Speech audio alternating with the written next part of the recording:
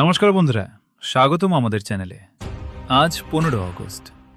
আজকের দিনটা শুধু একটা ছুটির দিন নয়, আজকের দিনটা প্রতিটি ভারতীয় হৃদয়ে গর্বের এক অধ্যায়। 2026 সালের এই 15 আগস্ট আমরা উদযাপন করছি ভারতের ৭৯তম স্বাধীনতা দিবস। 1947 সালে সেই ঐতিহাসিক মুহূর্ত থেকে আজ পর্যন্ত ভারত পেরিয়ে এসেছে ৭৯টি বছর সংগ্রাম, উন্নয়ন আর গর্বের বছর। আজকের ভিডিওতে আমরা কথা বলবো স্বাধীনতা সংগ্রামের ইতিহাস নিয়ে, এই বছরের উদযাপন নিয়ে, আর কেন এই দিনটা আমাদের কাছে এত গুরুত্বপূর্ণ সেই নিয়ে। তাহলে চলুন শুরু করা যাক। ভারতের স্বাধীনতা রাতারাতি আসেনি। প্রায় ২০০ বছরের ব্রিটিশ শাসনের বিরুদ্ধে অসংখ্য মানুষের ত্যাগ আর সংগ্রামের ফসল আজকের এই স্বাধীন ভারত। 1857 সালের সিপাহী বিদ্রোহ থেকে শুরু করে যে আগুন জ্বলে উঠেছিল তা ধীরে ধীরে ছড়িয়ে পড়ে সারা দেশে। মঙ্গল পাণ্ডে থেকে শুরু করে রানী লক্ষ্মীবাঈ, এদের সাহসিকতা আজও অনুপ্রেরণা যোগায়। তারপর এলো বিংশ শতাব্দী।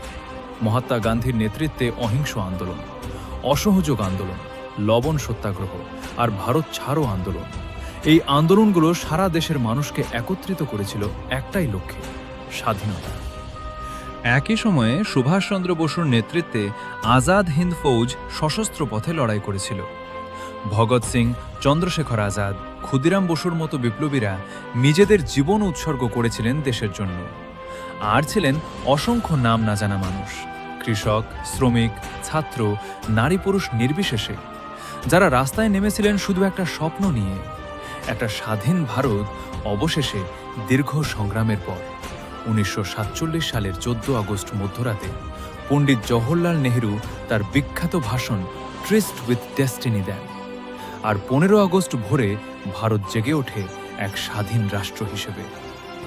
এই বছর 2026 সালে আমরা উদযাপন করছি স্বাধীনতার ৭৯তম বার্ষিকী। প্রতি বছরের মতো এবারও লালকেল্লায় প্রধানমন্ত্রী জাতীয় পতাকা উত্তোলন করবেন এবং জাতির উদ্দেশ্যে ভাষণ দেবেন। সারা দেশ থেকে মানুষ এই মুহূর্তটা টেলিভিশন আর মোবাইলের পর্দায় দেখেন, গর্বে বুক ফুলিয়ে। দেশ জুড়ে স্কুল, কলেজ, সরকারি অফিস আর সোসাইটিতে পতাকা উত্তোলন অনুষ্ঠান হয়। বাচ্চারা দেশাত্মবোধক গান গায়, নাটক করে, প্রবন্ধ লেখে। রাস্তায় রাস্তায় দেখা যায় তেরঙ্গা রঙের সাজ, কমলা, সাদা, সবুজ। হর ঘর তিরঙ্গা অভিযান গত কয়েক বছর ধরে বিশেষভাবে জনপ্রিয় হয়ে উঠেছে, যেখানে প্রতিটি বাড়িতে জাতীয় পতাকা উত্তোলনের আহ্বান জানানো হয়। এই বছরও লক্ষ লক্ষ মানুষ এই অভিযানে অংশ নিচ্ছেন। সোশ্যাল মিডিয়াতেও এই দিনটা বিশেষ রূপ নেয়। মানুষ নিজেদের প্রোফাইল ছবি তেরঙ্গা দিয়ে সাজায়, দেশাত্মবোধক পোস্ট শেয়ার করে আর একে অপরকে শুভেচ্ছা জানায়। সাংস্কৃতিক অনুষ্ঠান, সঙ্গীতানুষ্ঠান, আতশবাজি প্রদর্শনী, সব মিলিয়ে সারা দেশ যেন এক উৎসবের রঙে রঙিন হয়ে ওঠে। কিন্তু বন্ধুরা, স্বাধীনতা দিবস শুধু পতাকা উত্তোলন বা ছুটির দিন নয়। এই দিনটা আমাদের মনে করিয়ে দেয় কত মূল্য দিয়ে আমরা এই স্বাধীনতা পেয়েছি। আজ আমরা যে স্বাধীনভাবে কথা বলতে পারি, নিজেদের পছন্দ মতো জীবনযাপন করতে পারি, শিক্ষা গ্রহণ করতে পারি, স্বপ্ন দেখতে পারি, এসবের পেছনে আছে অসংখ্য মানুষের আত্মত্যাগ। প্রকৃত দেশপ্রেম শুধু একদিনের পতাকা উত্তোলনে সীমাবদ্ধ থাকে না, এটা প্রতিদিনের ছোট ছোট কাজে প্রকাশ পায়।